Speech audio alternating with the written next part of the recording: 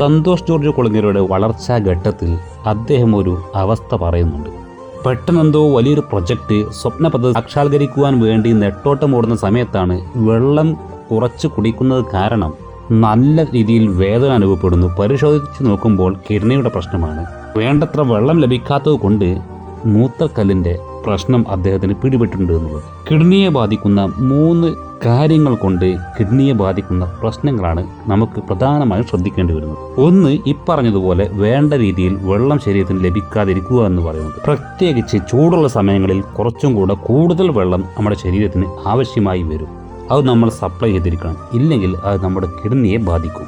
രണ്ടാമത്, അനാവശ്യമായും പെയിൻ കില്ലറുകൾ ഉപയോഗിക്കുന്നത്. അതിൽ നമുക്ക് നല്ല കണിശത വേണം. പെയിൻ കില്ലർ അത്യാവശ്യ ഘട്ടങ്ങളിൽ മാത്രം ഉപയോഗിക്കുക, അതല്ലെങ്കിൽ നേരെ ഡോക്ടറെ കാണിക്കുക. മൂന്നാമത്തെ പ്രശ്നം എന്ന് പറയുന്നത് അമിതമായുള്ള ഉപ്പിൻ്റെ ഉപയോഗം. കറികളിലും മറ്റും അമിതമായി സാൾട്ട് ഉപയോഗിക്കുന്നത്, അതോടൊപ്പം തന്നെ മധുരവും. ഈ കാര്യങ്ങൾ ശ്രദ്ധിച്ചാൽ നമ്മുടെ കിഡ്നിയെ ഒരുവിധം ആരോഗ്യത്തിലൂടെ കൊണ്ടുപോകുവാൻ നമുക്ക് സാധിക്കും.